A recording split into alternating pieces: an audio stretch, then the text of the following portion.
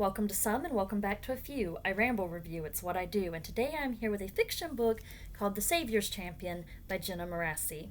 I loved this book. It is a dark fantasy romance featuring the character Tobias, who is in the Sovereign's Tournament, a series of challenges designed to choose the next male ruler of the land or the husband of the actual ruler who is the savior, the only person in this land who has magic, at least to our knowledge as the reader.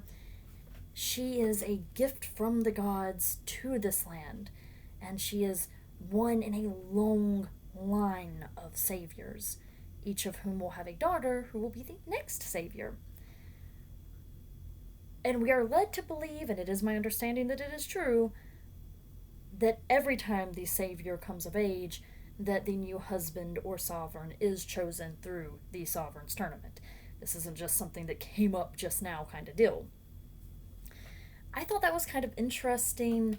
I loved getting to know all of the different characters in here, and oh boy, were there a lot of characters. That said, I was kind of sad that there weren't a lot of people that I could root for other than Tobias himself in the tournament. I know that was somewhat the point, most likely, in that I wasn't supposed to like these men who were in the tournament. But I wanted to like at least a few of them. All that said, as a whole, this book was a rocking success. I am hooked in for the rest of the series. I am really looking forward to the companion novel coming out in September, The Savior's Sister, which I could not remember the title of just now. But it is supposed to be following one of the other characters in the story who I spent pretty much the entire story wanting to know what she was up to literally anytime she was not on screen. So, I guess on page? I think of books like movies, so on scene. There, that works. That said, on its own, it is amazing, and I loved it, and I highly recommend it.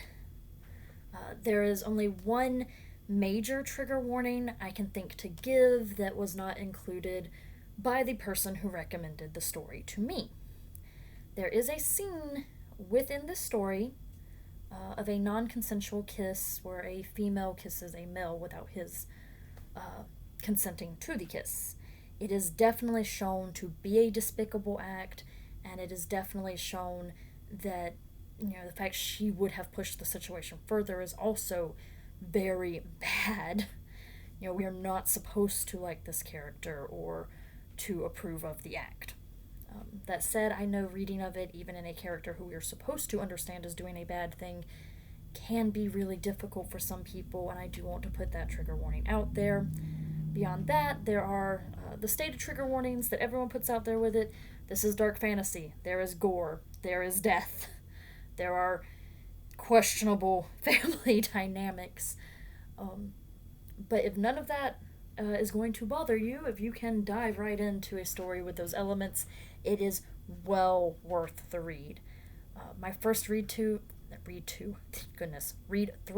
took me maybe 3 hours. I've taken,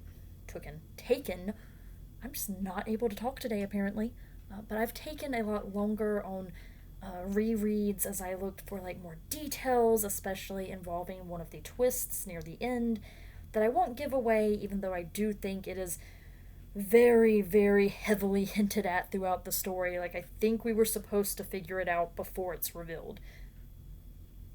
That said, maybe not. Don't want to ruin it for someone else. Check out the book, guys. I will link to where I found it on Amazon. And I hope y'all all have a wonderful day.